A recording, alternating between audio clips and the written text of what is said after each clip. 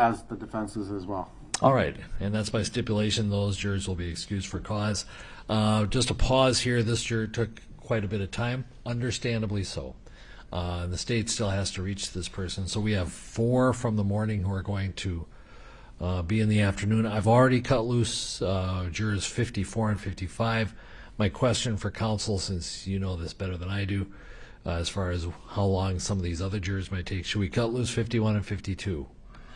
Only because that's a mark where we'd have to do another group. And I really don't like to do a group advisory of only one juror. For now, we have 51 and 52 remaining for the afternoon, so that we would have 5.5.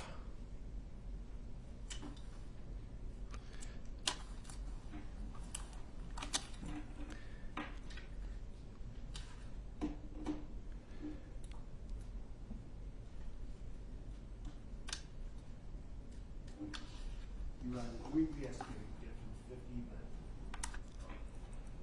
probably the best we could do. 50 is excused, is that correct? Yeah, 51. You think you could get through 51? 50 and 51 are in the afternoon group, right? Correct. Well, 50 is excused. Oh, 50 is excused. That was the earlier stipulation. 51 and 52 are currently going to be here in the afternoon. I've excused 54 and 55. So my question for counsel is, should I also excuse 51 and or 52? I think it's definitely 52. 51 is more on the bubble. I would agree with that assessment. All right. We may end up doing a single advisory, but we'll do that then. They might be on their way in any case. It is noon. If we can just have a second. Sure. You want white noise, Mr. Nelson?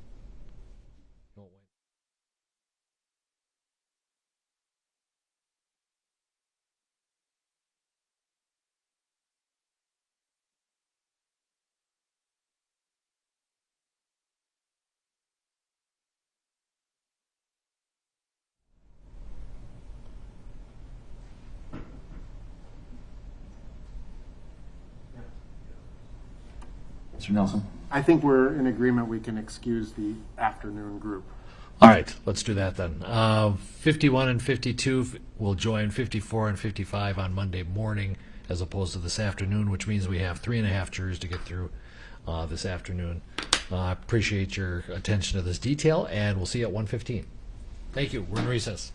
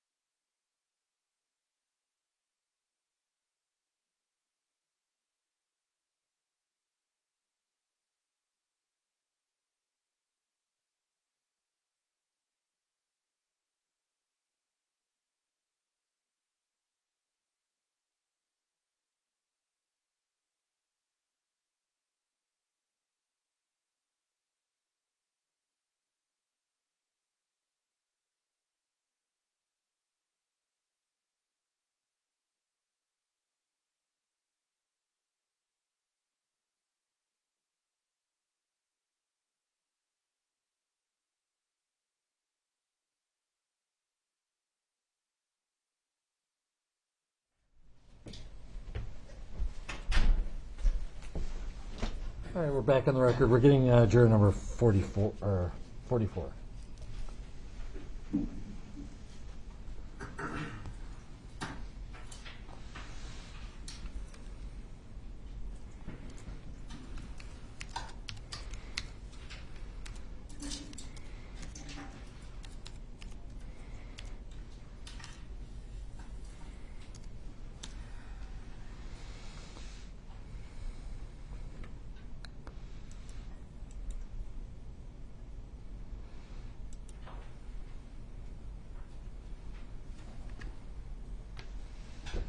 All right, welcome back.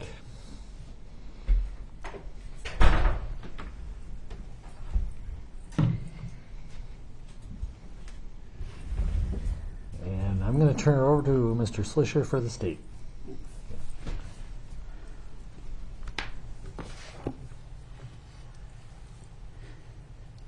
Thank you, Your Honor. Juror 44, now it's good afternoon, and I know it's been a long day.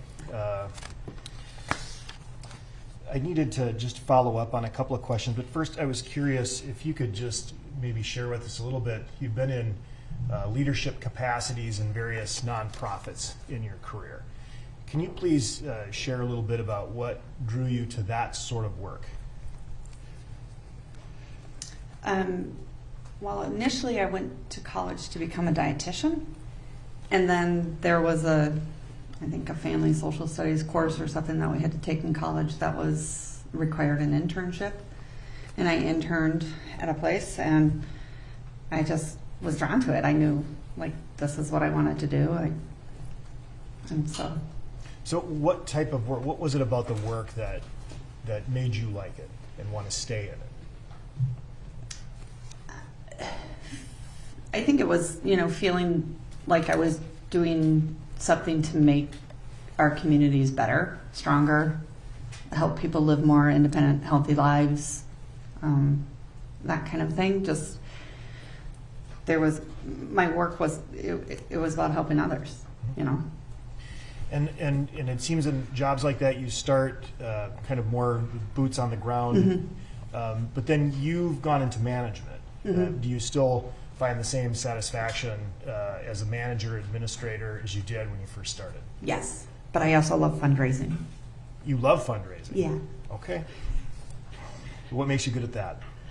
What makes me what? What makes you good at fundraising? I'm not afraid to ask for money.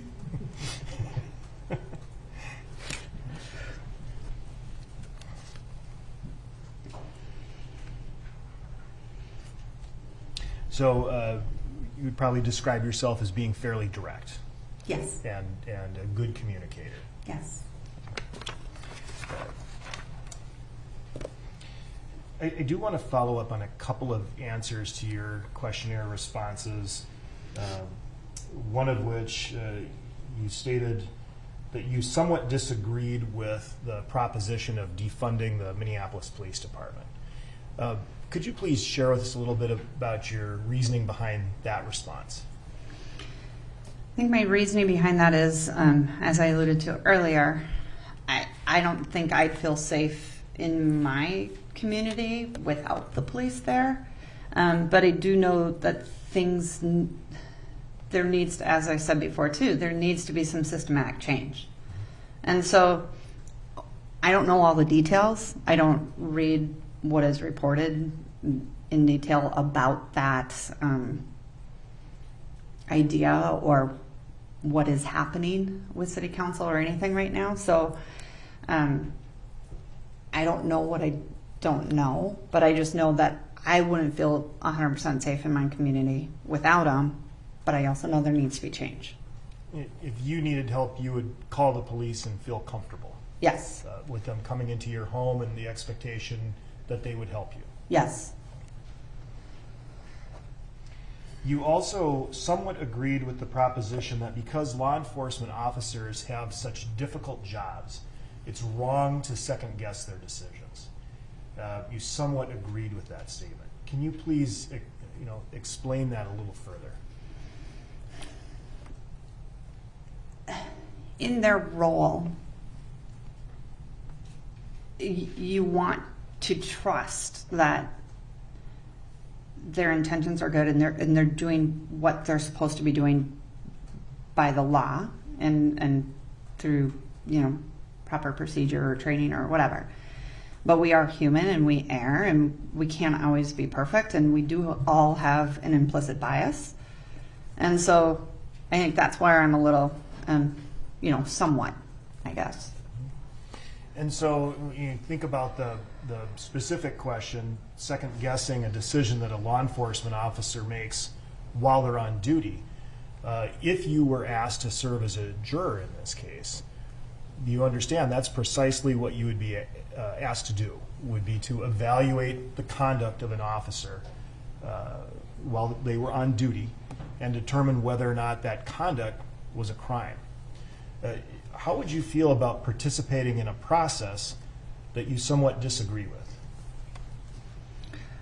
Well, I guess maybe I didn't take the question the same way as how it was posed. How did you take it? Well, because at the end of the day, like even in my leadership roles, that's what we have to do. We have to evaluate incidences with our staff or with our constituents, right? That maybe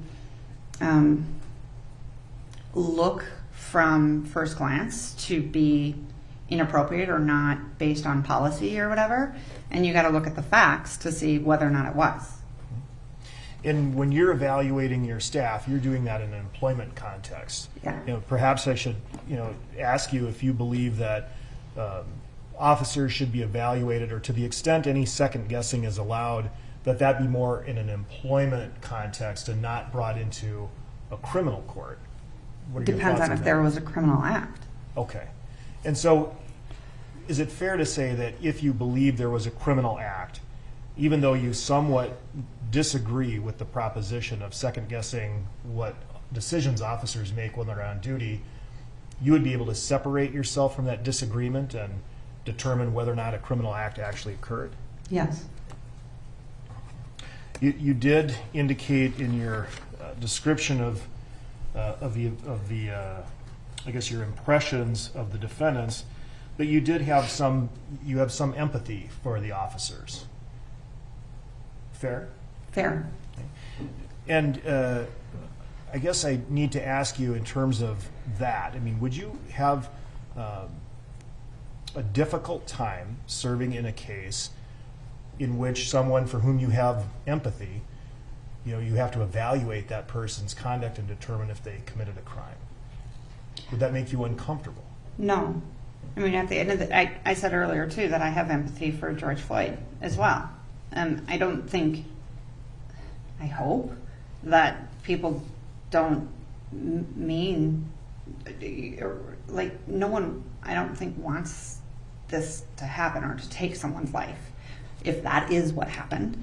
And so, you know, that's where the empathy comes from. I'm sure his death was not something that anyone wanted. So that's where the empathy comes from, because at the end of the day, I'm sure the intention was not there for this to happen. Explain what you mean by that. The intention was not there for this to happen. Could you explain that a little further? Well, I would assume that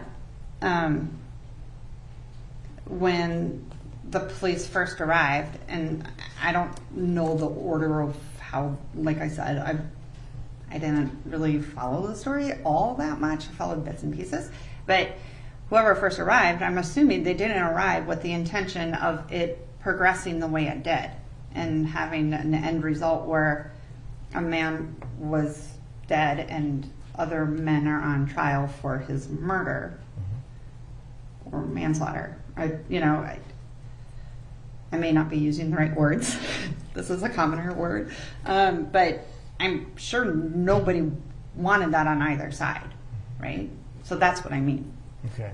And you know, the opinion you expressed that you're sure that no one intended for something like this to happen, you know, I just need to ask you, because, you know, there's not only what happened, you know, by what you may have viewed on the video, but, you know, the different charges, there are different things that have to be proved, and what someone's intentions were is in fact a contested issue in the case. Okay.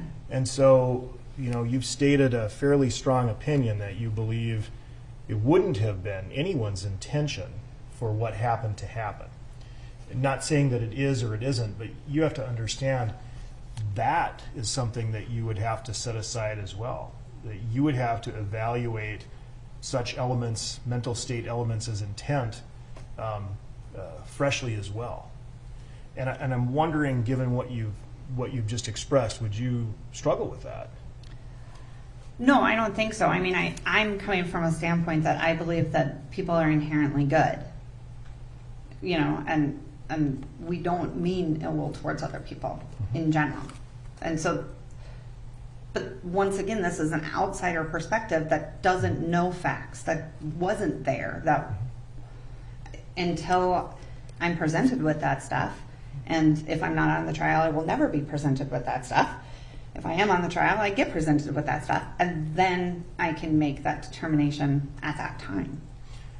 And would you be able to do that? I mean, you have expressed that you believe people are inherently good people and wouldn't want to do something that would hurt someone else. And I, that's certainly a noble belief. But you should know, again, every single element of the case is something the government has to prove, but it's a contested issue. Mm-hmm. You would need to be able to be sure that you could put aside any beliefs, whether they be noble or cynical, and freshly determine whether or not someone intended to do a particular act. Would you be able to do that? Absolutely, because the facts are going to show that, Okay. or the evidence.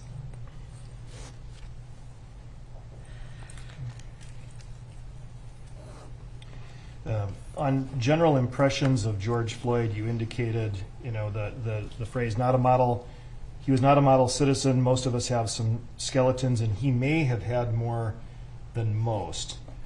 Now, do you have any information, like what specific information were you thinking of when you made that statement?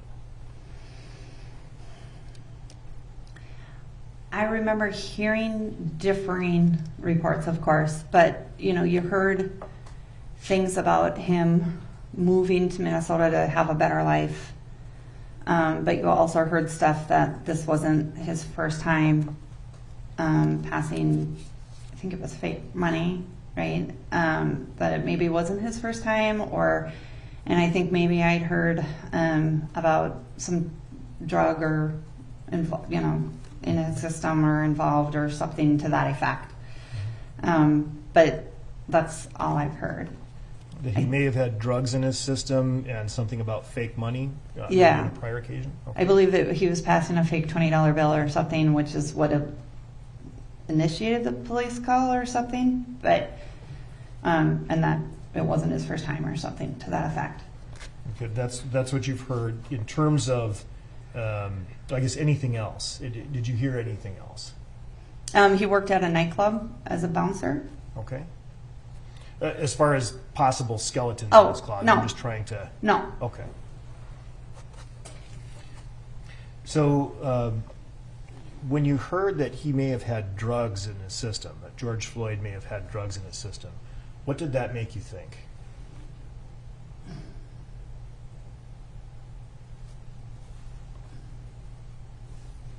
I'm not sure it made me think anything. It could be relevant. It could maybe not be relevant. I mean, how would I know? I wouldn't know unless I'm given medical coroner proof or something. I don't, I don't think I had a thought to it. It was such a general question. I mean, that it sounds like from what you're saying, it may or may not have some effect on, from a medical standpoint. And really the thrust of my question is, did it change your opinion of Mr. Floyd when you heard, or maybe not change your opinion, but did it cause a negative impression in your mind of Mr. Floyd when you heard that he may have had drugs in his system?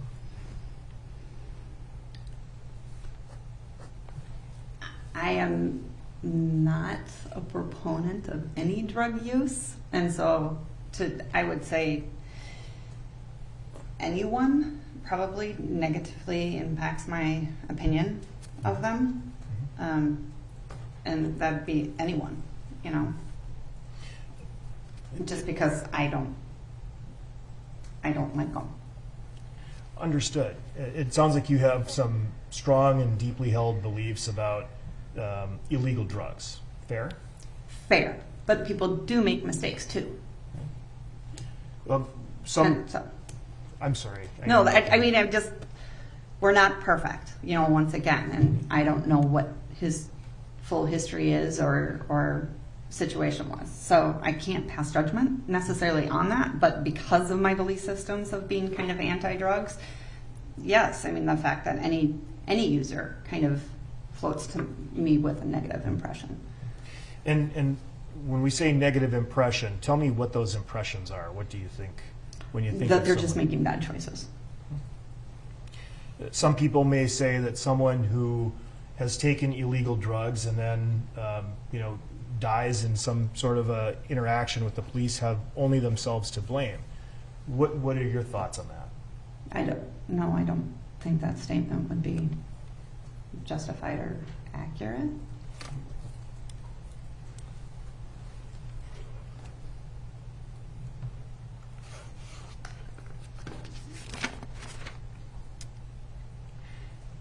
You had a prior experience serving on a jury, and you indicated that was a civil case. I believe it was civil. This was a long time ago. This was in the 90s.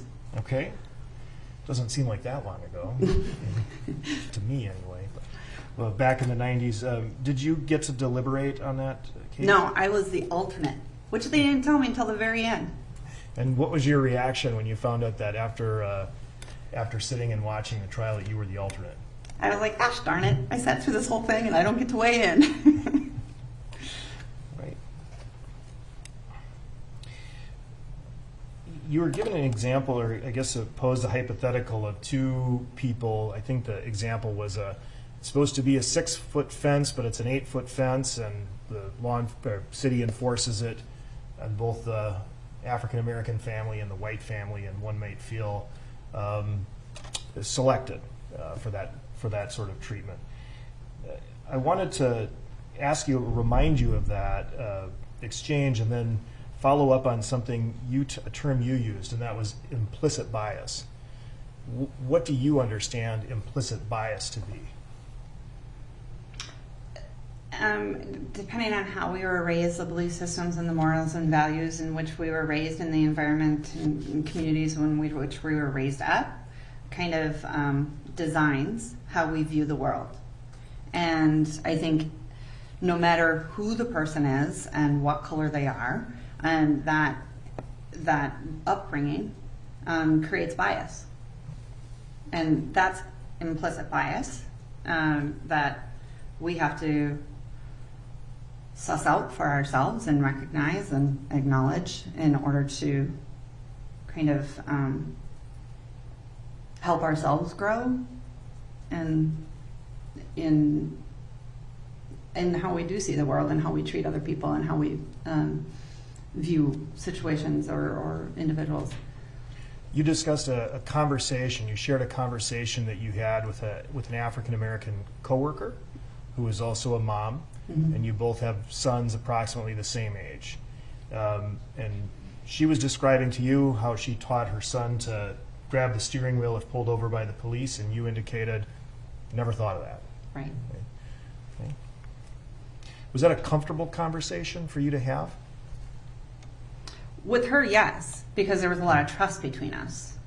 But have I discussed my personal, my known biases that I know of? And is it always comfortable? No. But with her, it was because, she was a coworker, but we were good friends. You'd recognize that, and I suppose explicit bias would be you passing judgment, overtly, consciously on someone. But implicit bias, I'm assuming that could happen without a person even realizing. Yes.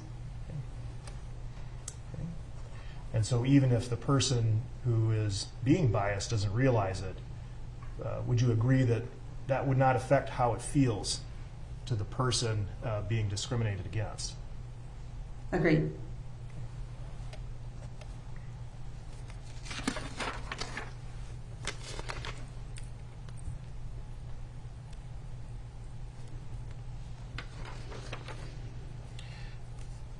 you have indicated that you have trust and respect for law enforcement officers.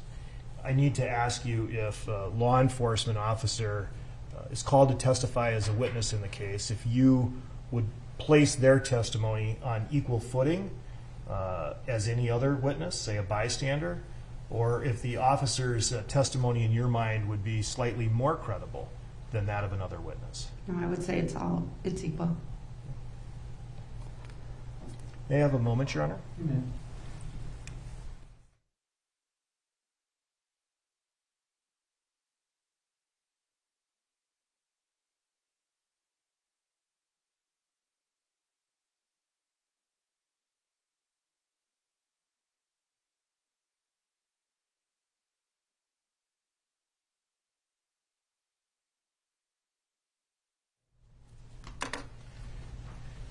Thank you. And then I just wanted to ask you, you indicated earlier in the course of your professional work, you've had interaction with Mr. Ellison, is that right? Yes.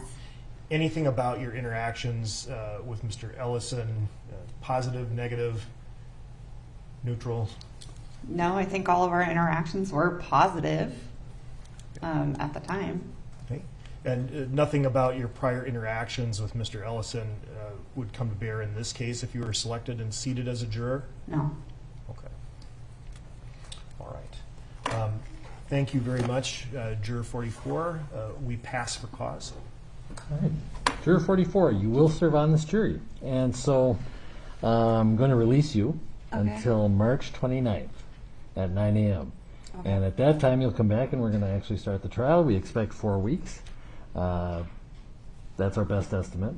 And so the deputy will escort you out and take the yellow lanyard from you, but that letter that you got with the seal on it, or the sticker on it, that got, oh, you didn't have it today coming in.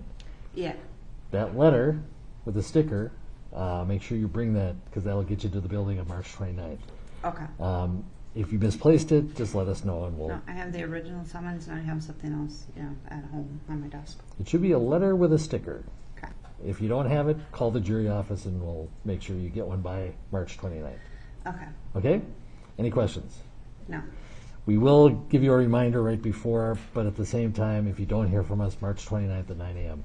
Okay. And just the deputies will do the same thing, escort you to the right place. Okay, parking the underground parking. Yeah, we're parking wherever we are. We're not going to talk about that too much, about where we are. But that's where I would yeah, get in. same thing, Okay. same process. So you can go with the deputy and we'll proceed from there. Okay, what do you want me to do with this? You can take that with you, or you could... I'm guessing you don't want me to take it. There's a recycling bucket right there. The deputy will take it from you. They'll take it from you. Oh, sorry. Let me get my mask, please.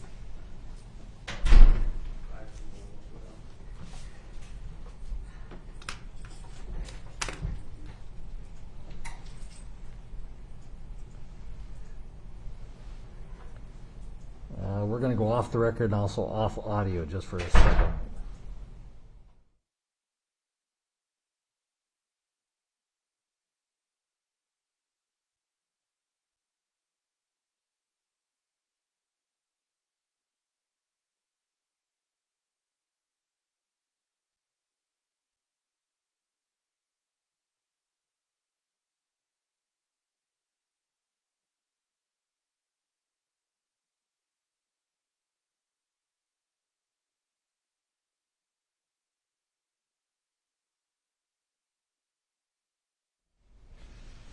Okay, I have that as juror number 7.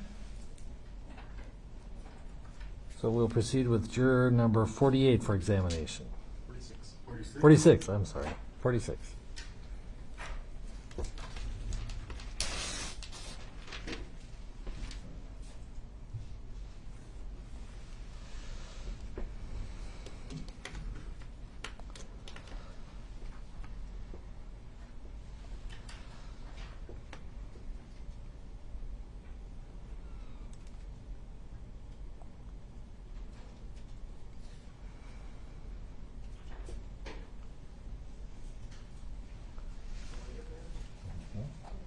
If you come right on up here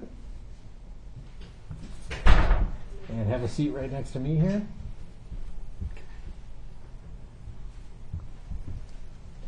And you are juror number 46, is that correct? Mm-hmm. That's a yes? Yeah. Yeah, I'm going to ask you to move pretty close to the mic. Unfortunately, the mic doesn't move very well, so. And we are exercising COVID precautions, so I'm going to continue to wear my mask. And there's plexiglass between us, and there's also plexi between you and where the attorneys are going to ask questions, and they have their own. And with all that, you can, if you find it easier to talk, remove your mask for the purposes of this examination. But I leave that up to you. You can leave it on if you wish, but if you need to remove it to be more clear or because it's just more comfortable, feel free. Couple things before I turn it over to the attorneys. I'm going to ask you, and you can get comfortable if you want to. Okay. You might be here for a while. At least past practice has shown that. First thing we're going to do is swear you in so that all your answers are under oath. So if you could raise your right hand for me. Do you swear or affirm under penalty of perjury that you will truthfully answer all questions about your qualifications to serve as a juror? Yes. Okay. And you put your hand down. First question I have for you is, you filled out a questionnaire, and thank you for doing that. It was you gave quite extensive answers, which is what we're looking for. So we know a little bit about you, and that'll hopefully speed up the process. Was everything true that you put on the questionnaire? Yeah. Okay. Since it was filled out months ago, sometimes in reflection you realize you left something out or something was wrong, you want to change it, or even maybe an opinion you expressed has evolved a bit. Is there anything you can think of right now that would fall into those categories? No. Okay.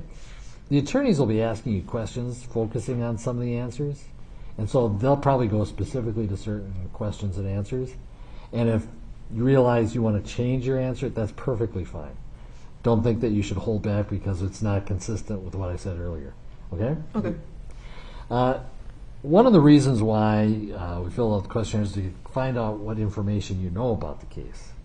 But the questionnaire also advises you not to read any articles or media going forward, because if you're a potential juror, we really don't want you hearing more about the case than you already know. But we also recognize that it's been several months since you filled out the questionnaire. And so my question is, did you inadvertently come into some more information about the case? For example, maybe you saw a headline that gave you a chunk of information. Or maybe you talked to a friend about it, and they talked about something they learned in the news, and we told you don't tell anybody, so you couldn't exactly stop them. Mm-hmm. Anything like that happen to you, that you have more information about the case than when you filled out the questionnaire? I don't know if it was like correct or anything, but I saw like a little subreddit on like the Minneapolis page about the case, but it's mostly just opinions or whatever. Okay, so opinions both ways? Yeah, both ways. Okay. We certainly should not decide this case based on other people's opinions. Yeah. But we also can't decide a case on our own opinions because, I mean, you know something about the case, you may have formed certain opinions or impressions of certain people. But if you're a juror, you have to decide the case based on the evidence you hear in court, based on the law that I give you, and you have to put aside your personal opinions and what you know about the case from outside the courtroom. Do you think you could do that? Yeah. Okay. I think so. Some people are better than others at it. And they'll say, yeah, I got to be honest with you, I can't put that aside. It's too firm in my mind. I can't promise you that I can put aside my opinions and prior knowledge. Some of it may not be accurate because the media doesn't get all the details right sometimes. Would you agree with that? Yeah. Okay. Do you think you are able to compartmentalize that information and put aside your opinions and information you have found out before this case? Like, what do you mean? Kind of put it aside and just focus on what you hear. Yeah. Basically, can you be a blank slate that as you come in here and just receive information fresh? I think, yeah. Okay. And the lawyers will probably follow up on that. So we gave you a long list of witnesses. Did you recognize anybody on that list? No. Okay. The length of the trial, we anticipate it's going to be about 4 weeks. If you're on this jury, we'd have you come back on March 29th. at 9 a.m., and that's when we're going to start trial, or that's our best guess. But in any case, when we start, we anticipate it's going to be about 4 weeks long. We cannot estimate with certainty, as you've already found out. Sometimes there are delays. Can you make that work, that length of trial? I don't think, no. Okay, tell me why not. I was gonna move out soon, so I wasn't sure if that would work out for my schedule. Okay, where are you moving out to? I mean, you don't have to say an address or anything. Are you moving out of the county, for example? No, just like the same area, but like with a friend. Okay, so still within Hennepin County. And is this something that you're worried that you won't have the time to pack and move, or how do you think that plays Like, out? have the time for it. I'm sorry? Like, I won't have the time for it. Okay, you won't have the time for the jury trial? I think, yeah. Okay. I guess I want to understand a little bit more. Everybody's got demands on their life, and we do ask a lot of jurors to put their lives on hold to a certain extent. And we expect that from at least 9 to 5 that you're here in the courtroom. Sometimes we might even go later. But with that understanding, Monday through Friday, 9 to 5, there's a small chance you might be sequestered, which means you get put up in a hotel during part of the trial. But at this point, we are anticipating, while trial is in session, you would be able to go home at night. It's only during deliberations that we anticipate that you'll actually be sequestered. That is, kept together in a hotel until you've delivered a verdict.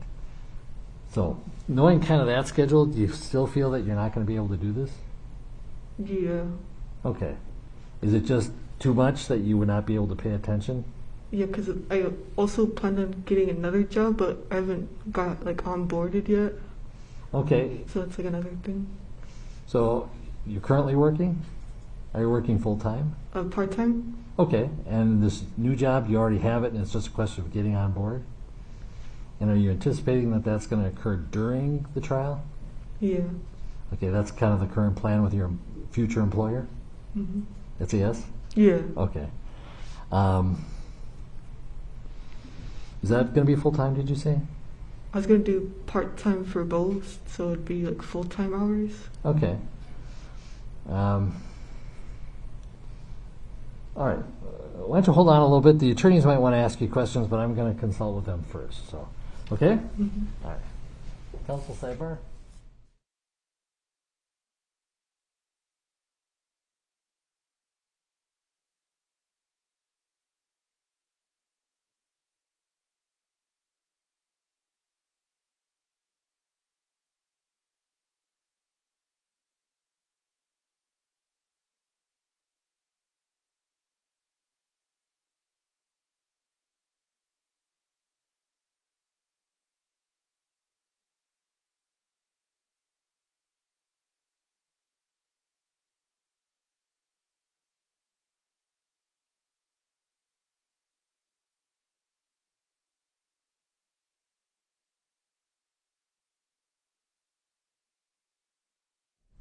I'm going to allow Mr. Slisher from the state to ask you a few questions, and it's about this topic, about the demands on your time and how that would affect your ability to pay attention in trial and deliver a verdict. Okay. Mr. Slisher, if you would. And again, you can take off your mask if you want. Totally your call. Okay. Thank you. Thank you very much, Your Honor. Juror number 46, I just need to ask you some follow-up questions about what you've shared with us regarding the amount of time and attention you're able to put into this at this particular point, all right? And so if you were to describe, for example, when you say you don't have time to do this, like what specifically is going on that would prevent you from participating in jury service? Like aside from like the onboarding stuff with the job? Have you spoken with your new employer about the fact that you've been summoned to jury service? Not yet. Do you have any knowledge as to whether or not your employer has a policy or would be able to accommodate you during your jury service? I'm not sure what they would do. Because employers can't take adverse action against you as a result of fulfilling your civic duty.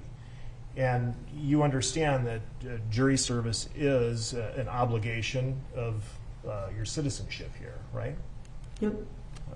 And so, and as the judge indicated, this is an imposition for everyone who would serve. And so what I'm trying to understand is, would it be any more or less for you than any other juror who would have to take time off for work and whatnot? And so can you, just share with us if you have any particular circumstances that would make this more difficult for you? Or do you think maybe you're in the same position as everyone else? The same position, yeah. You think you're in the same position? All right.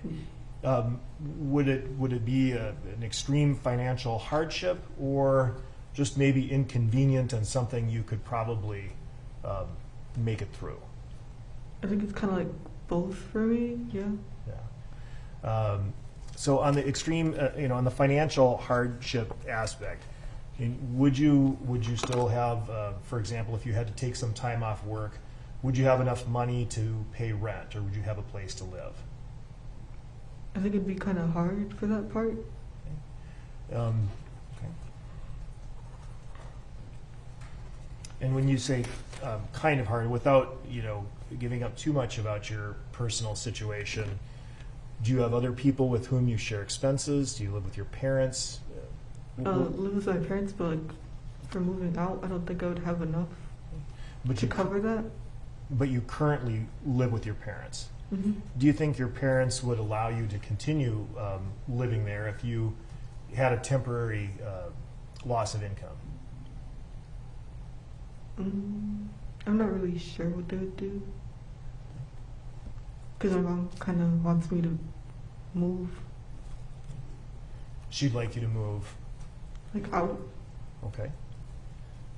And so she would like you to move out and be independent, but is this something she's requiring? I guess we just need to know if this is something that you would be able to work through with some difficulty, or if it would be impossible. It'd be kind of really difficult, yeah. Okay. All right. Nothing further on this point, Your Honor.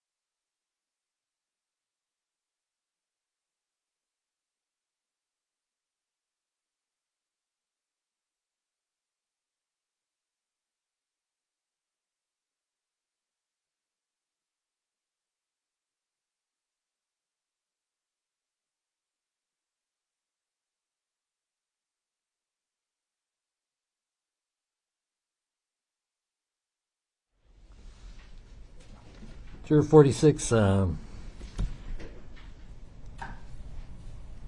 given your stage in life and your age, and you're getting to move out and start another job, and it seems like it would be a financial hardship for you to do this. And so I think it's sufficient that I'm going to excuse you from service on this panel. And so the deputy will collect some paperwork from you. But thank you for being open and honest about your life and what challenges this jury service would demand of you. So you're excused. You're completely done with jury service unless we send you a summons in the future. Okay. Thank Okay? you. You bet.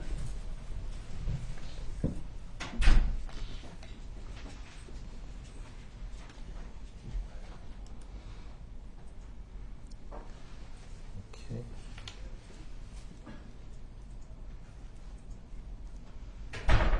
Juror 48. That was Juror 46.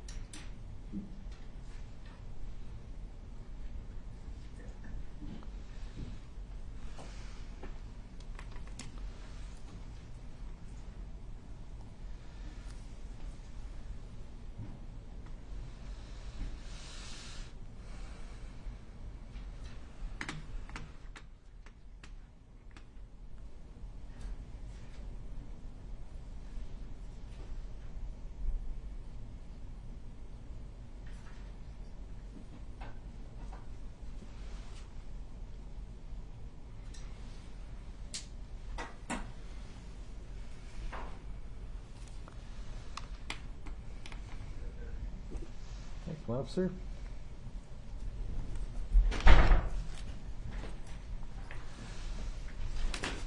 Afternoon. Good afternoon. Thanks for your patience waiting through this. It's a process that we sometimes can't predict how long it's going to take. Before I turn your questioning over to the attorneys, I'd like to take care of a few matters. First of all is to swear you in so that all your answers are under oath. So if you could raise your right hand.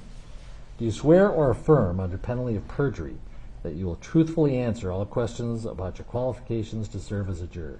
I do. All right, thank you. We have plexiglass in front of you and between us. The lawyers will have plexiglass in front of them.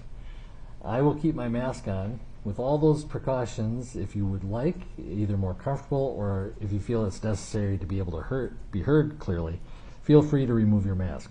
But I'm leaving that decision to you. If you feel more comfortable with it on, please do so. Okay. In either case, I'd like you to make sure you're close enough to the microphone so that we can hear your voice clearly. All right? With that, you did fill out a questionnaire. Yes. And thank you for doing so. There's a lot of good information in there. Is there anything on that questionnaire that you can think of right now that you might want to change, or was everything true? As far as I know, everything is true. Okay. Anything you want to add or amend at this point? I don't think so. It's Okay. hard to remember what all was on there. Right, and so far we've only had one juror who actually kept a copy of their questionnaire, so it's usually common you send it in and you've probably laid it aside in your mind as well for an hour. Right. The attorneys are pretty good about reminding you about certain questions and answers, and again, they're not being rude, they just want to refresh your memory. If there is anything that you want to change or add to, that's just fine. We realize that not only might you, on reflection, realize you should add more information, or maybe even an opinion that you gave in your questionnaire, maybe it's evolved. So it's all right to say something that's different from what's in the questionnaire. Just want to get that out in the open. Okay. Now, the questionnaire did advise you not to read any articles or pay attention to any media regarding this case. At the same time, we recognize that this questionnaire was given months ago, and maybe inadvertently you were exposed to a headline, or a friend talked to you about the case, or information about the case, some pretrial matters, or things about the participants in this case or their families, stuff like that. Is there anything about that you have heard, and I'll assume it was just inadvertent? Not other than, sometimes updates will come on over the radio, even on sports talk radio. Okay. And if I could tell that that's coming, I'd always would change the station or turn it off. Okay. Did you learn anything new about the case you didn't already know? No. All right. The important thing, obviously, is that you have to decide this case if you're a juror based only on what you hear in the courtroom. You have to put aside what you may have heard outside. It may not all be accurate in any case, but you have to put aside things you've heard outside the courtroom, and even any opinions that you have formed. It's okay to have those opinions.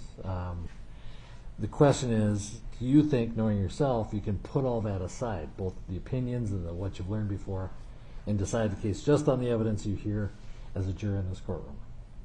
Yes, I do. Okay, and in doing so, you have to follow the law that I give you. Can you do that, even if maybe you think the law is different or should be different? Yes. All right. We did give you a long list of witnesses. Did you recognize anybody on? Not a single person. All right. Did you recognize anybody in the courtroom? No. Okay. Now, we estimate that the trial will be about 4 weeks. Let's get that straight. Our best guess is that it's going to be 4 weeks. We have very experienced lawyers here who are pretty good at estimating, but delays happen. You've already seen that this morning. Yep. But on a 4-week trial estimate, do you think you could make that work as far as your personal life work, things like that? I think I can. My only concern would be the start date. I currently have a trip scheduled for my wife's 40th birthday. Okay. Well, what do you have scheduled? A trip. A trip? Yep. Where to? Bend, Oregon. Okay. When is the travel time? The 31st through April 4th. Yeah, that's going to be a problem if you're on the jury. I assume so. Is it movable? I'll just say that. I think, I think this takes precedence over that. Okay. Well, for example, if it's like a family wedding that you're a part of, right? That's not really movable by you. No, it's nothing like that. Okay. Well, the lawyers might ask you about that, but the question is, if it turns out you are on this jury and you do have to move it, is that going to bias you against one side or the other, or even against the court for making you do that? No, not at all. I think I've already been prepared for that to happen. Okay. All right. With that, I'm going to turn things over to Mr. Nelson regarding Juror 48. You may inquire.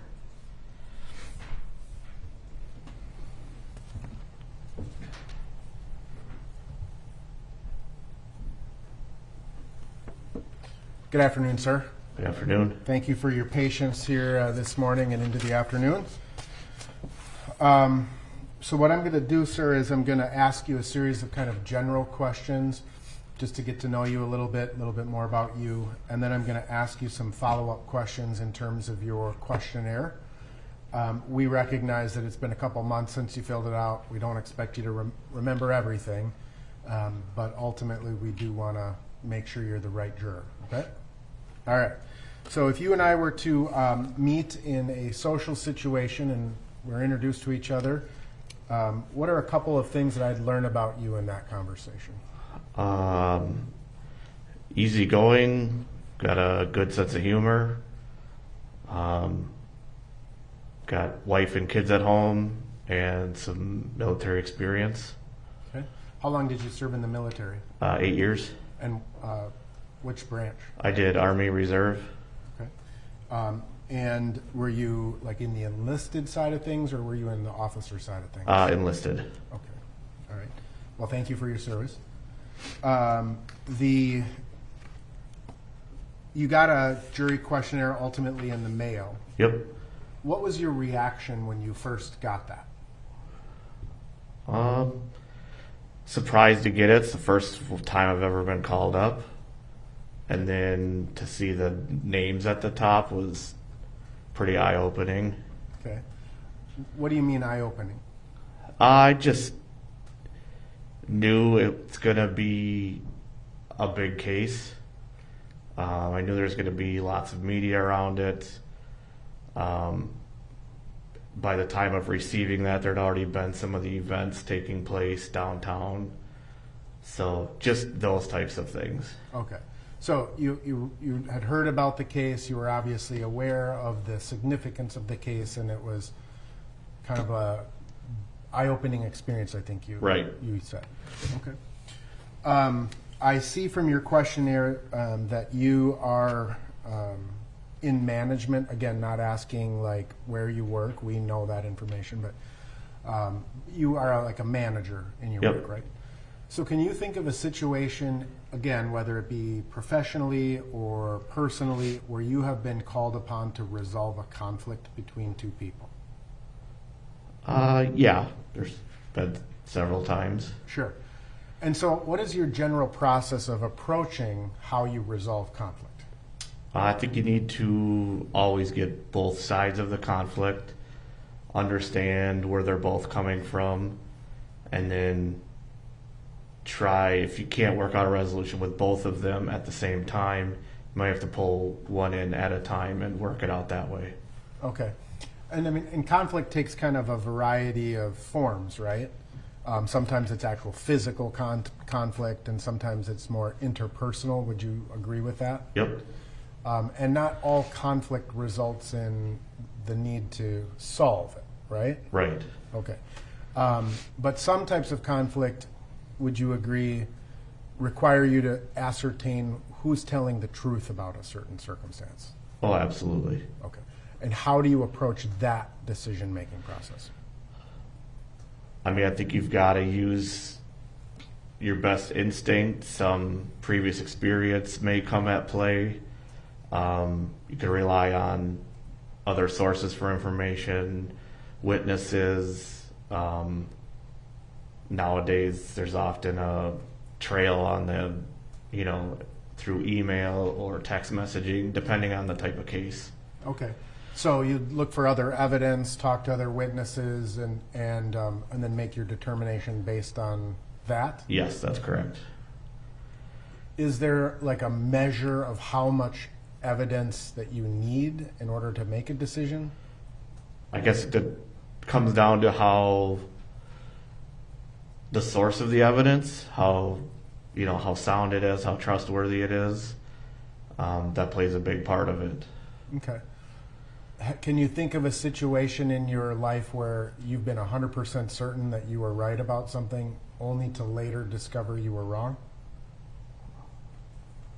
Yeah, I suppose. Okay. Your role as a juror in this case, should you be selected, is to be a judge of the facts, right? You have to decide what happened, who to believe, etc. Kind of the process that you've described. Do you think you can do that? Yep, I think I can. Okay. You understand that, we all understand that pretty much every single person who's come in here has some knowledge of this case. Yes. And you yourself have learned certain things about this case, right? Correct. You're not, you've been exposed to some media, you've had conversations with friends, family members about this, right? Yes. Considering everything you've known and learned about the case, are you able to look at this case only based on the evidence as it's presented in court? Can you Yes. set all that? Okay. You can set all of that other stuff aside. Yep. Okay. So one of the other things that will happen in this case is that you would be given a set of instructions as to the law that the judge would give you. And would you be able to read those instructions and apply that law even if you think the law is wrong or should be changed? Yeah. You're willing to follow the judge's instructions? Yes, sir. Okay.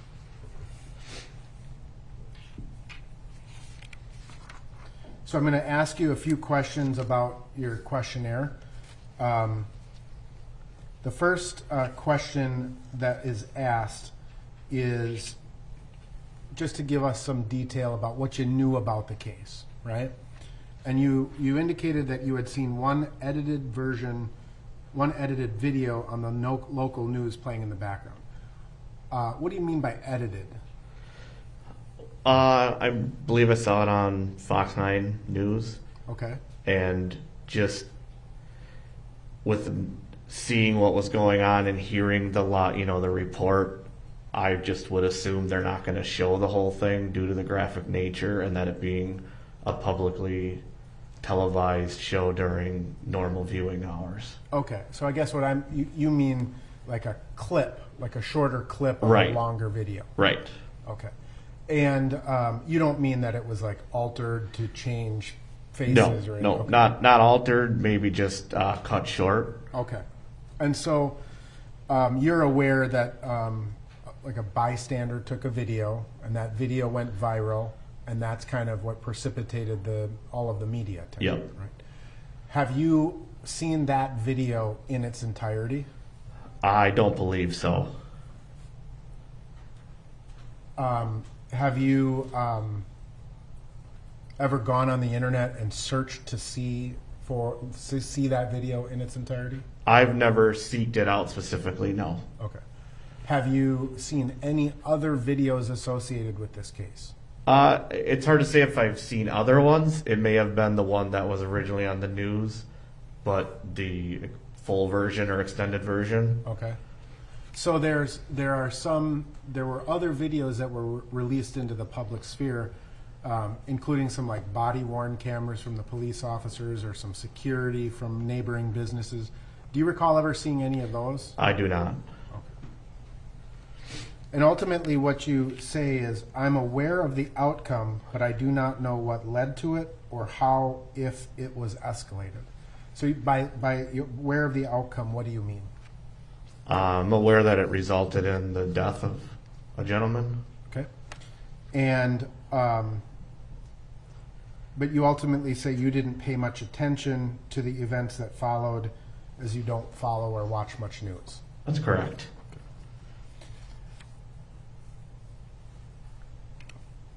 You have had some conversations with family members and things of that nature? Yep. And did you talk about the events with like coworkers?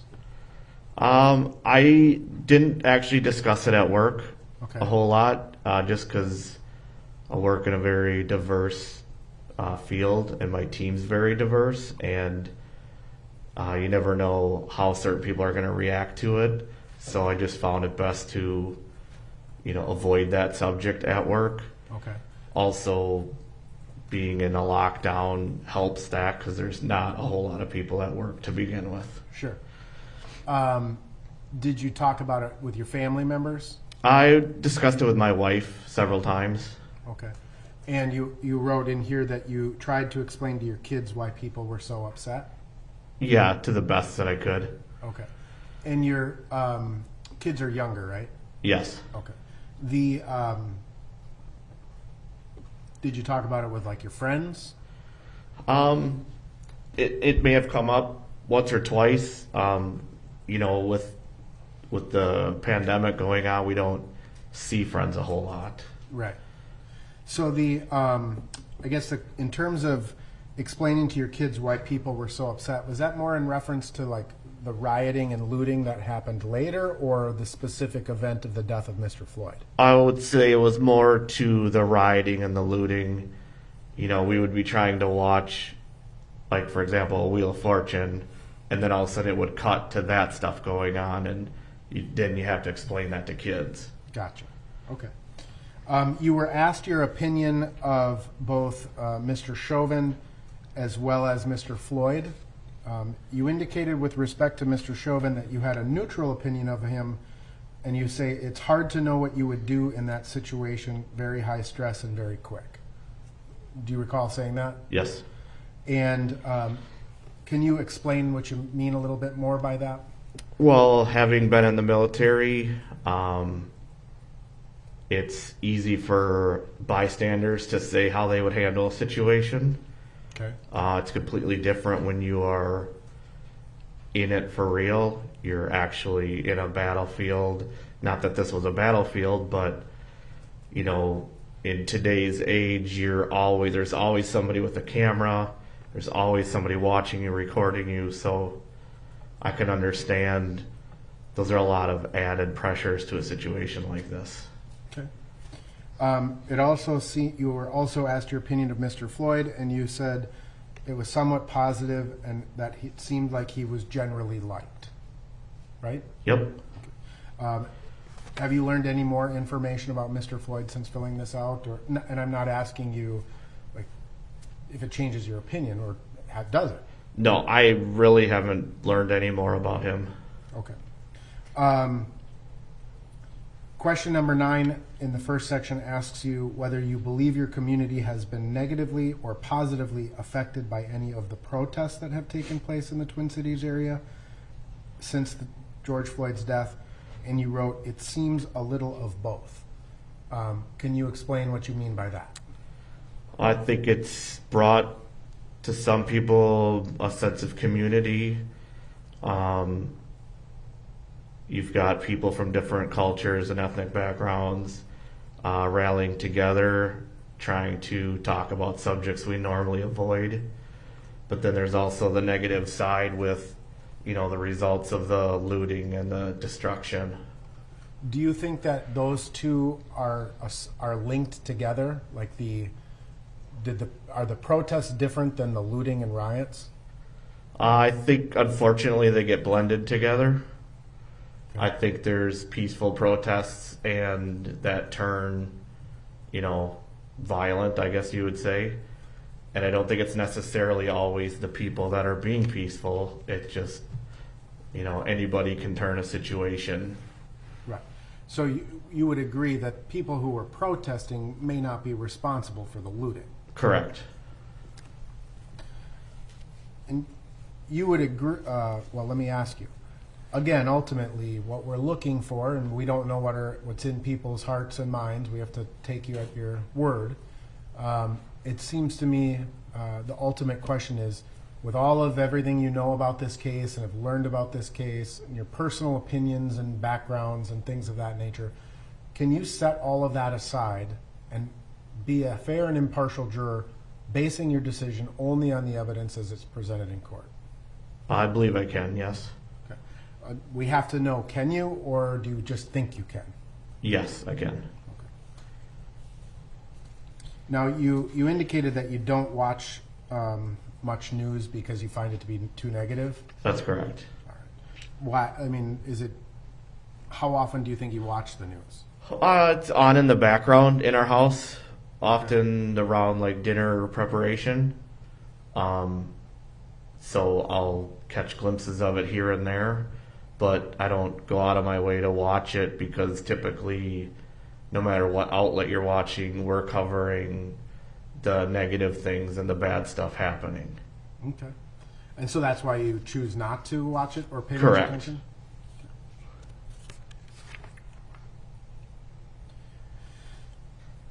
So you were asked a series of questions. There were a series of statements that were made on this, and you were asked to kind of rank your opinion from strongly agree to strongly disagree, the spectrum, right? So I just kind of want to follow up and ask you a few questions about your choices. You were asked, discrimination is not as bad as the media makes it out to be, and you somewhat agreed with that. Can you explain why you somewhat agreed with that statement? Can you read it again? Sorry. Sure. It's a weird sentence, Yeah. we know, but discrimination is not as bad as the media makes it out to be. Yeah, I guess I would have responded the way I did just because I feel like I had just said earlier, we often cover negative stories. We often focus on the negative stuff. That's what gets the views. That's what draws the attention. Okay. Do you think that discrimination occurs? Yeah, I do. There was a statement that says blacks and other minorities do not receive equal treatment as whites in the criminal justice system, and you somewhat disagreed with that. Can you explain that? It's just based on personal experience. I've never witnessed or seen anybody be treated any different than I was. Okay.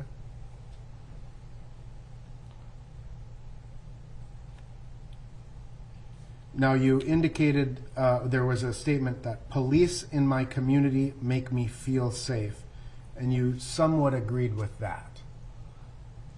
Why somewhat agreed? I see their presence.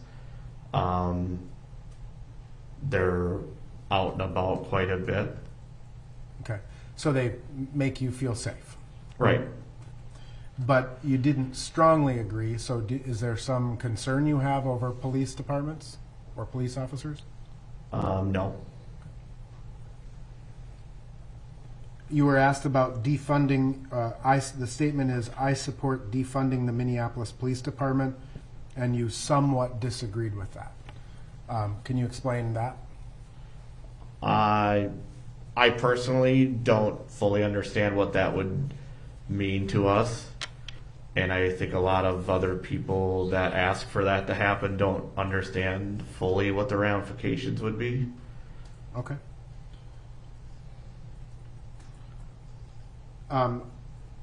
The statement here is that because law enforcement officers have such dangerous jobs, it is not right to second guess the decisions they make while on duty. And you checked somewhat agree on that. Can you explain what your thinking was there? It's along the lines I said earlier. We don't, as civilians, we don't know how they're trained to handle certain situations. We don't always know what led up to a situation. And when you're under a microscope all the time, you know, they have the body cameras on 24/7. It's hard to know how people would handle those situations. Okay. Would you agree that there are certain circumstances that police do need to be, their actions and decisions do need to be looked at? Yes. Okay. And if that happens, if police officers are second guessed in their decisions, are you okay with that happening? I think it can be good to at least open that discussion. Okay. If the situation calls for it. Okay. You were asked questions regarding your opinions on the Black Lives Matter movement and the Blue Lives Matter movement, and your answer to both was the same. It was neutral. And you write the same response, which was, I was raised to respect everyone, so I cannot really relate. I mean, can you explain a little bit more about how you feel about that? I mean, I just think that they all do matter. You know, I think all lives matter. Sometimes people saying that is taken the wrong way. I do agree that Black Lives Matter. I do agree that the Blue Lives Matter. You know, I think if you really wanted to get crazy, you could pick any race, ethnicity, or profession and put the word matter after it, and you'd find a group of people that support it. Okay.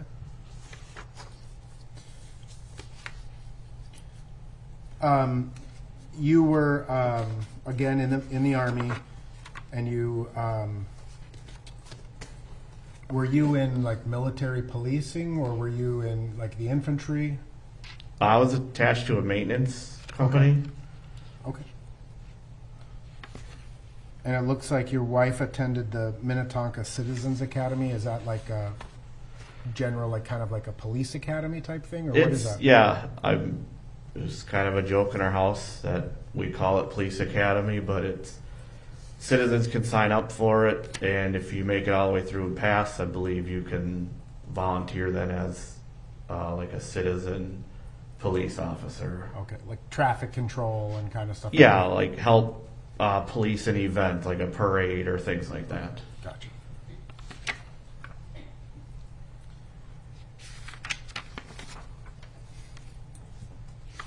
And generally speaking, you believe that the criminal justice system works? I think generally speaking, yes. And because there was a series of questions about, you know, your views on the presumption of innocence, your views on proof beyond a reasonable doubt, and you said you would have no problem applying those. Yes, sir. Do you still agree with that today? Yes, sir. Now, the last question that you were asked is, do you want to serve as a juror in this case? And you indicated not sure. It could be high profile and become stressful.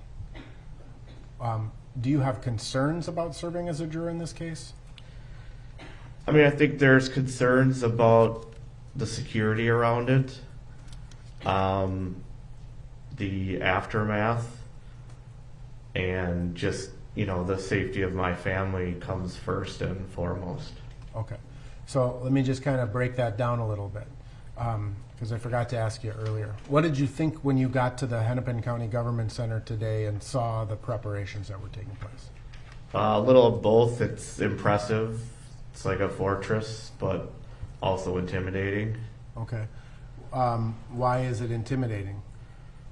Just, to have a gate opened up with armed guards. I haven't seen that in many years since I was in Iraq. And now to have it right in your backyard like that, was definitely eye-opening. Okay.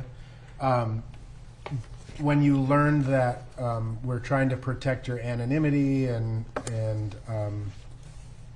keep you just listed as a number, does that help alleviate any of those concerns? I think that helps.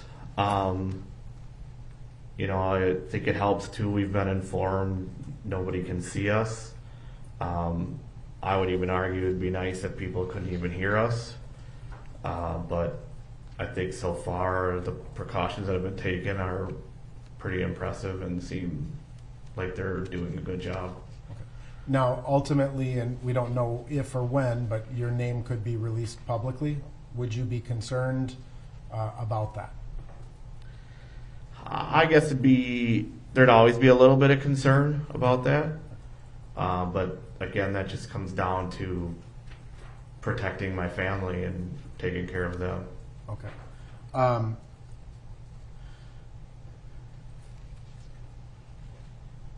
If I may have a moment here.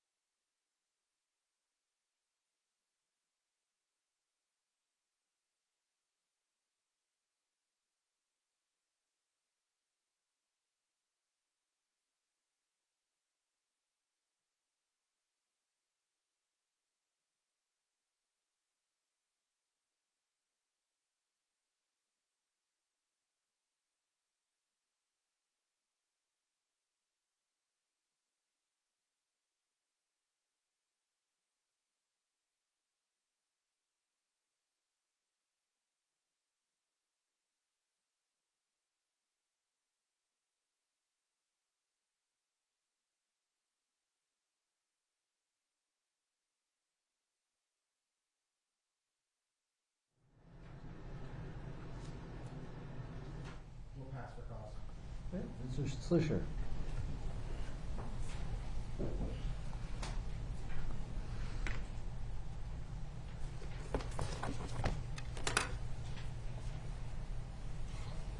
Thank you, Your Honor. Good afternoon, Juror 48. Good afternoon. I want to follow up a little bit on your military service. You were attached to a maintenance company. Was it with the 88th?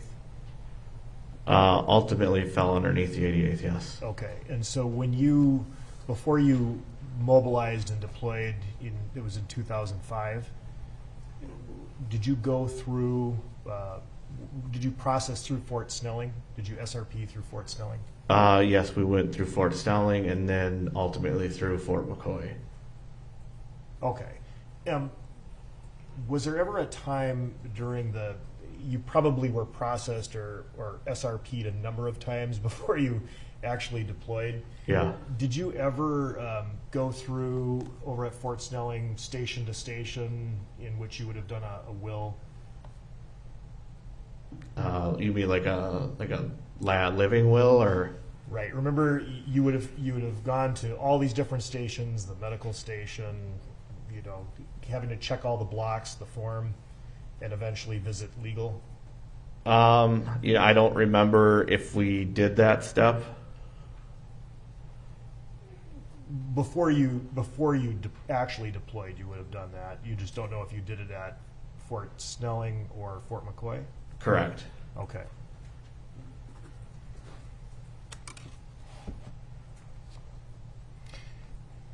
And then you went through Fort McCoy. How long were you there before you actually shipped out? We were at Fort McCoy, I want to say 8 to 12 weeks. Training? Yep. And then directly from there to Iraq? Then we went to Kuwait, staged there for, I want to say 1 to 2 weeks, and then we all dispersed to different parts of Iraq.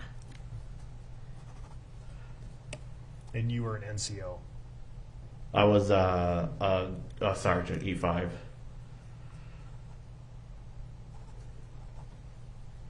Thank you. You were in a reserve unit. You have indicated you don't have any specific familiarity with the defendant. No, that's correct. I do not. If you were to find out that the defendant also served in the military, do you think that that might have an effect on your opinion of him? No.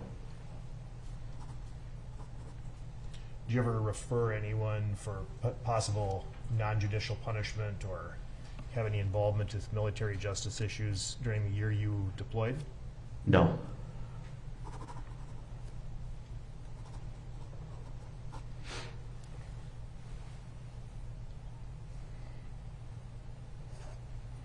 I want to shift gears a little bit to discussions that you indicated that you had with your children after the death of George Floyd. And you indicated that you tried to explain to your kids why people are so upset. You recall that? Yes. Do you recall what your explanation to your children as to why people were so upset was? I think I just tried to explain to them that something happened that a lot of people didn't agree with, maybe what happened or how it happened, and you know, they gather as a group to try and let people know how they feel. Again, this is me trying to explain it to young kids, so trying to break it down to their level that they can sort of make sense of it. And so your explanation to young children is that people were upset and so they were gathering to express that. Right. Okay. Did you talk to them about the property damage? I know you indicated that those images were kind of... Well, I just think if that question came up, you know, I would try to explain people were gathering to kind of demonstrate what they believed in peacefully, but there's always some people that can take advantage of that situation, and then things like that can occur.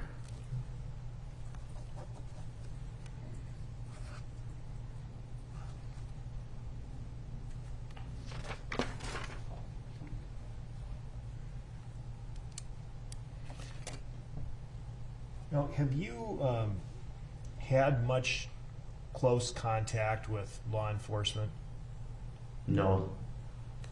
I have a distant cousin whose wife is a police officer in Wisconsin, and then a cousin who is an officer in Illinois, but I don't see them very often. I wouldn't consider myself, extremely close to them by any means. And obviously you were in a maintenance company and you weren't working in a military police capacity. Correct. But you did indicate that, in that situation, you received specific training that maybe to a passerby, if they saw something that had happened when you were downrange, that they may have questioned. Fair? What's the question? Well, that a passerby who hasn't been trained, like you were trained before you went downrange, I mean, they really wouldn't understand exactly what they were seeing if they saw you interact with someone in a particular way. Or correct. Job. Okay. And so,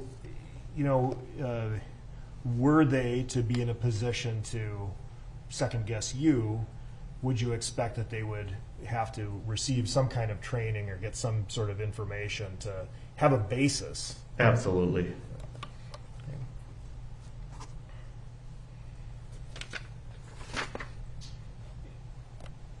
From what you described the case, it doesn't sound like you really had a very extensive look at the video. Is that true? Yeah. You did describe what happened as being very quick, high stress and very quick. Can you please describe a little bit more thoroughly what you mean by that? Like what was quick?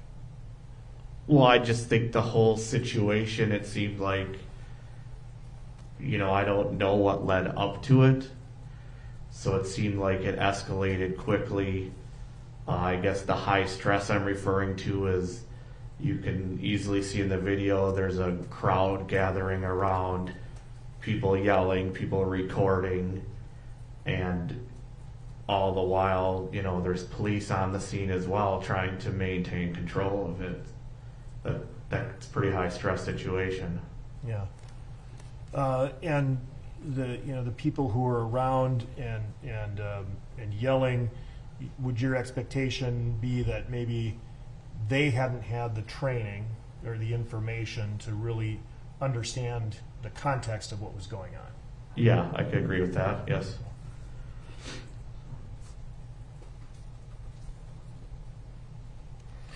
Whereas someone who was trained, another officer, may have had, they'd be looking at the same event but through a different lens.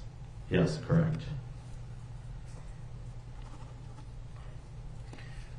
In a situation like that where you have two different people observing some events that happen, one who has had the training, so whether it's military training, police training, medical training, versus a bystander who you don't know if they had training or not, and they were describing this event to you, do you think you would tend to believe one person's account more than the others? So would the trained person's account have more credibility to you than just some bystander? I don't know that I would give them more credibility. I think I would want to understand the two different perspectives of what led up to it and what they think they saw.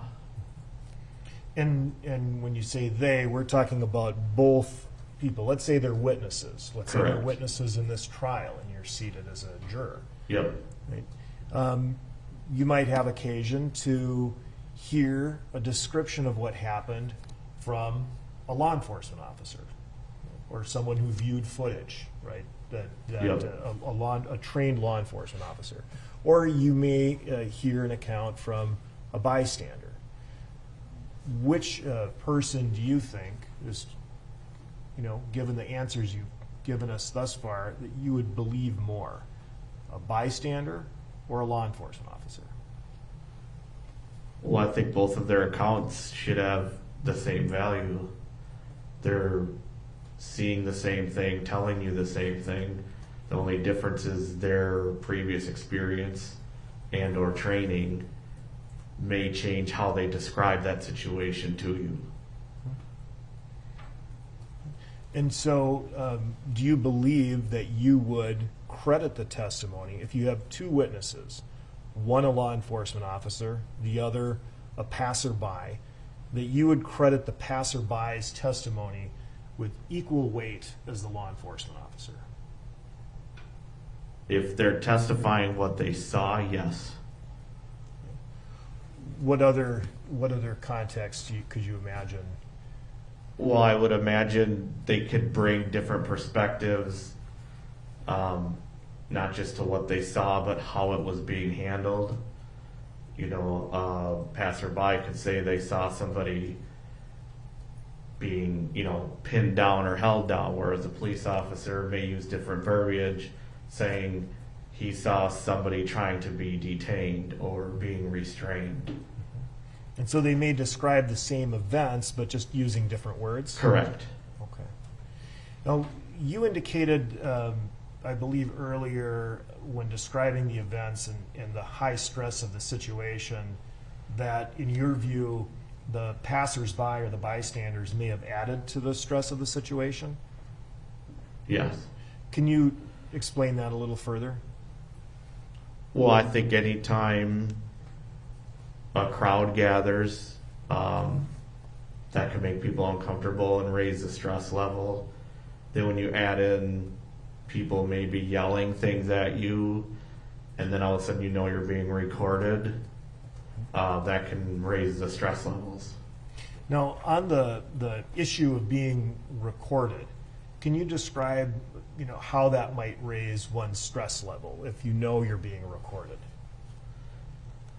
I just think it's human nature that you can get an elevated stress level knowing you're being recorded or watched, per se.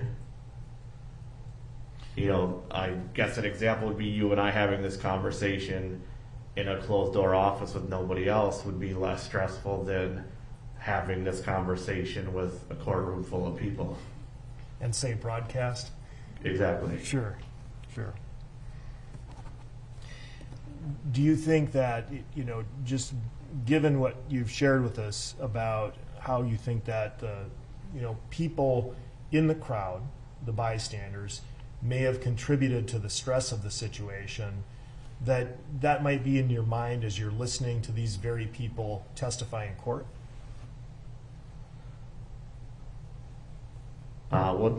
What exactly is the question? So imagine one of the bystanders who you are saying, in your opinion, they contributed to the stress of the situation. Imagine the state calling one of those people as a witness, and they're testifying. Do you think that your view of them, that they actually contributed to the stress of the situation, maybe fair to say made things worse, do you think that would be in your mind as you're hearing them testify? I don't think so. I think I would be mostly paying attention to what they claim they saw happened. So, stated another way, do you think you might hold it against them? Do you think you might hold your opinion that the witness who's testifying actually contributed to the stress of the situation and made it worse? Do you think you would hold it against them as they testify? No, sir.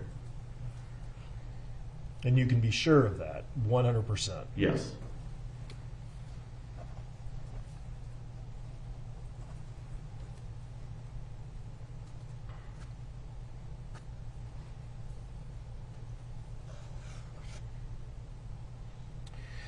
You discussed earlier too, no, I'm sorry.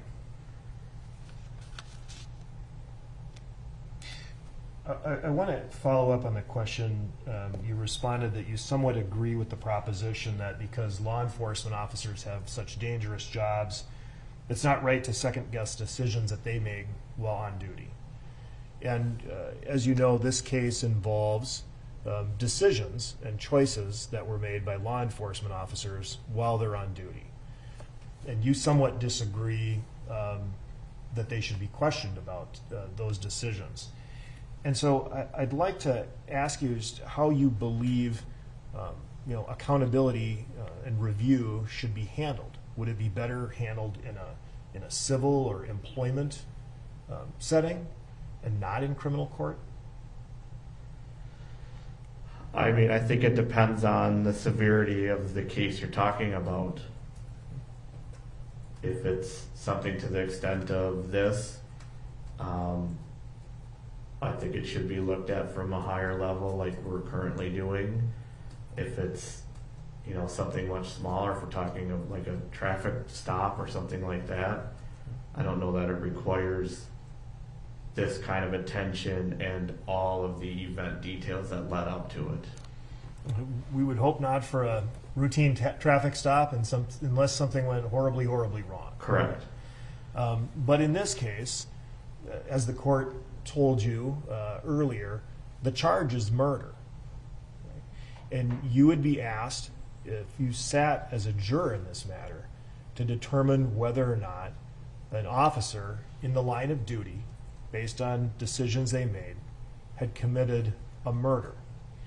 And what I need to ask you, given your statement that you somewhat agree that law enforcement officers should not be second-guessed for decisions they make in the line of duty, how difficult would it be for you to return a guilty verdict on the charge of murder for the decision a law enforcement officer made in the line of duty?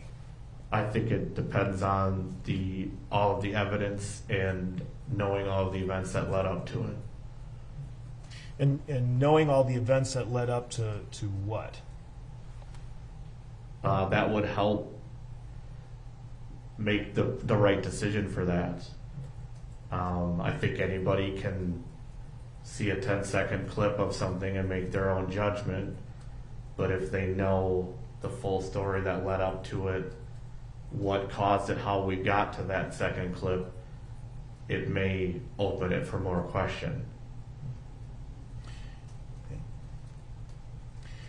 And if the government then, if the state met its burden of proving beyond a reasonable doubt all of the facts that would be required to render a guilty verdict for the charge of murder, would it still be difficult for you, to return that verdict, given your views of law enforcement and the kind of discretion and deference they should be given for decisions they make in the line of duty?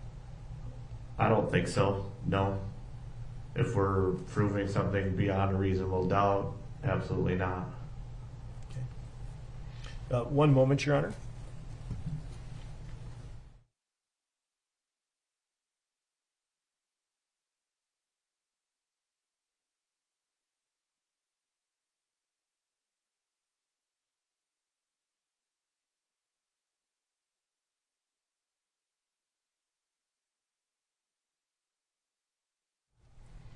And sir, I'd like to follow up just briefly on some concerns that you had, regarding safety and safety of your family. Do you believe that, based on the measures that are in place, and knowing that at some point, there would be disclosure of your name at some point in the future, do you still have those concerns for your family and their safety? I think there's always going to be a concern to some extent, yes.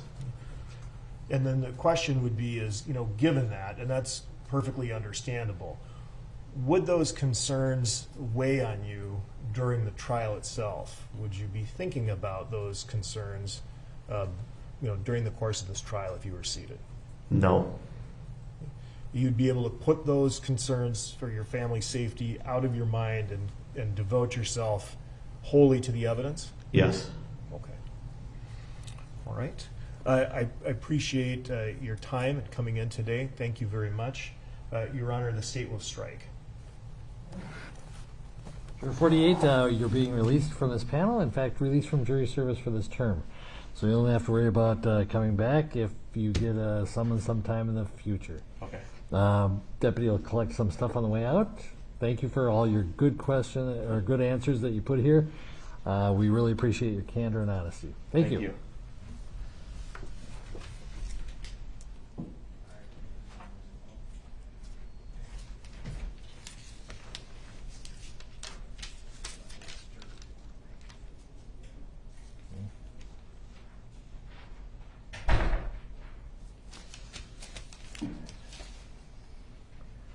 We're going to take our mid-afternoon break at this time. Let's come back at 3:15.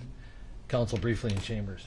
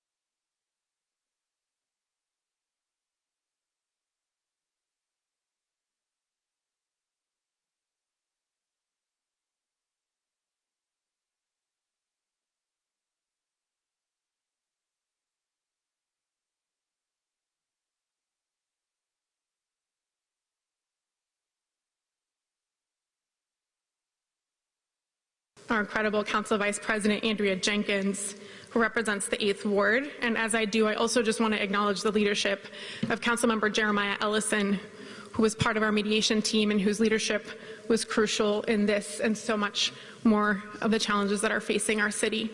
Council Vice President. Thank you.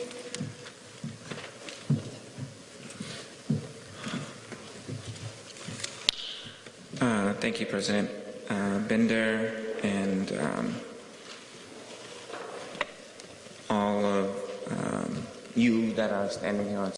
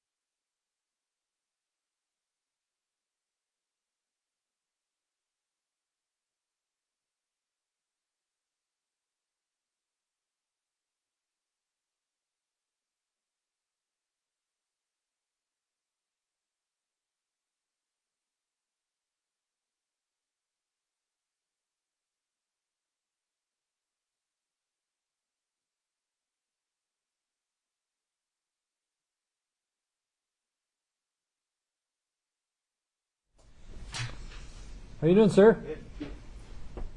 Let me just, you are juror number 49. 49. Well, thank you, first of all, for being here and for your patience. All right. It's kind of an imprecise process, but hopefully I was glad we were able to get to you before the end of the day, not have to send you back and come back Monday. Before I begin this process, a couple things. I'm going to swear you in so that all your questions are, or your answers are under oath. So if you could raise your right hand. Do you swear or affirm under penalty of perjury that you will truthfully answer all questions regarding your qualifications to serve as a juror? Yes. All right, thank you. First thing I'm going to ask you about, well, actually, you'll note that we have plexiglass in front of you and to the side and between us. I'm going to keep my mask on since we are fairly close. The attorneys will have plexiglass in front of them. But I think with that layer of protection, if you would wish, either for comfort or to make yourself heard more clearly, you can remove your mask if you'd like. There you go. Okay. But please stay close to the microphone so that we can all hear you. The first thing I'm going to ask you about is the questionnaire. First of all, thank you for filling out the questionnaire. We appreciate you putting time into that. Is everything that's on the questionnaire true? Yes. All right. Sometimes, since it was filled out months ago, you may, in reflection, think, I should have put that on, or maybe even an opinion has evolved and it's changed. Is there anything you can think of just off the top of your head that you wanted to comment in that regard? Well, I don't remember all the questions, so Right. It's like 2 months ago when I filled it out. Right. So, and I guess my point is the attorneys will be asking you probably more specific about questions, and they'll refresh your memory by saying what your answer was, okay. and then maybe asking you to comment on it. My point being, feel free that if it's changed, if your opinion has changed, that you volunteer that. You're not going to get in trouble by it changing or being amended. All we're looking for are the honest answers, and sometimes you realize in listening to the question again that you have more information or different. And maybe an opinion that's contained in there. Maybe you've changed your opinion. In either case, the whole point is that what we're trying to do is to make sure that we understand what you've been exposed to so far and what opinions you might hold. And the major question is, can you put all that aside? Because when you're a jury, you have to decide the case just on the evidence in the courtroom. And you got to put aside any opinions, any... It'll be tough because I've heard so much stuff about it. Yeah, and let me follow up on that, because you had a visible reaction when I said put all that aside, almost like you're asking me to do the impossible. That, if I read you correctly... Yes, it would be tough for me to... Well, let's ask how tough. And I know it may seem like I'm kind of beating you into a certain position, but I'm not. The lawyers need to know if you can or can't. It's kind of an almost binary situation. And whatever your answer is fine, as long as it's honest. Honestly, no. You don't think I you can't can? But put either side of view to the side. Okay. And do you think what you've heard and the opinions you've formed probably bias you towards one side? Probably. Okay. I'm not going to say which side. I'm sure they know on the questionnaire. Sure. But do you think that's going to, because of the amount of information you have and the opinions you might hold, that you really can't be fair and impartial in this case? Honestly, I'll be just too nervous right now. So, and that's the truth. Okay. Yeah, and this is kind of a nerve-wracking situation, even in normal situation. Except for those of us who live in the courtroom. Right. People coming in for jury duty and witnesses, it can be kind of a nervous experience. Is it more of the nerves, or you just don't feel you can put aside all the information you know, or both? Well, it's a mixture of being here, knowing the stuff, and taking too much time on my work. Okay. I can't, you said 4 weeks possibly. Right. That's a lot of time for me. I don't make much money, so. Okay, and are you getting paid? Huh? Are you getting paid while you're in jury duty? By your employer, that is. I don't know. Okay. I said I possibly could be selected, but I've been told more than that. Okay, have they indicated, do you know what company policies are? I don't know. They Okay. never said anything to me. All right. I'm just going to briefly consult with the attorneys, and we'll get right back to you. Hold on. You can still stay where you're at.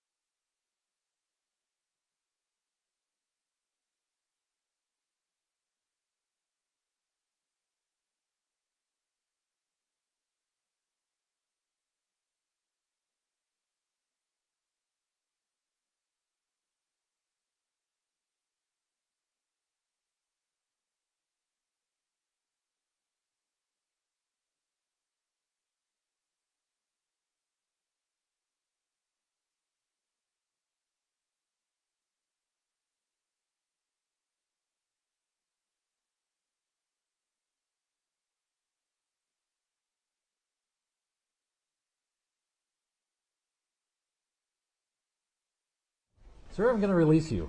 I think given the financial situation you're in, I don't want to mess with your life that much on a long trial, but also the fact that you've got some pretty firm opinions. So thank you for taking the time and for your honesty. You can give that paperwork to the deputy when you go. All right. Have a good day. You're completely released from jury service. Thank you. All right, thank you.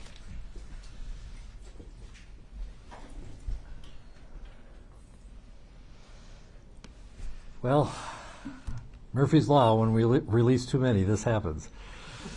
So I hate to waste a good hour or so of court time, but it is Friday, and so we'll go on any further. Anything else that we need to address before we go? We made a record of the stipulated cause.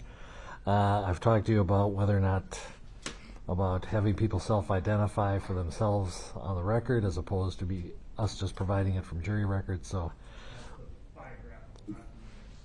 oh, correct. No, the only thing that, and I only do that because I know the media has been, and appropriately so, reporting on the makeup of our jurors' age and racial identity.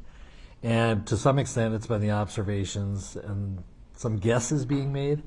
And I think it's more appropriate that they have accurate information. We would only be talking, and what our plan was to only release how the person self-identified in the jury record and also the decade of their age. For example, if they're 20, 20s. If they're 22, 20s. 29, 20s. Nothing more. No low 20s, just 20s, 30s, 40s, etc. So, if you want to think about that until Monday, if there's a better way or if maybe I shouldn't be doing it at all, I just think accurate information is better than inaccurate information about what we're doing today. So, Your Honor, just from our perspective, I think that some transparency. I think I need you near a microphone of some sort. No. Your Honor, I was going to say, from the state's perspective, I think some transparency in this process is a good thing. And so we're not going to object to either self-identification or just simply the release of how they self-identified in the survey if seated. Right. I think it is an appropriate, Blood, your question, if there was a group to ask that question specifically. I think the concern by St. Paul may be that I'm releasing something out of a jury record. So we're just going to consult with them, and I think getting the information out appropriately, following all the appropriate rules in that would be important, but just if anybody had any views about the whole idea. So we aren't leaving people guessing, but being transparent about what's going on here. All right, since we have no video of any of the jurors. All right, with that, I think we're in recess until 8 a.m. Monday when we can argue those other matters. All right, everyone have a good weekend. See you Monday.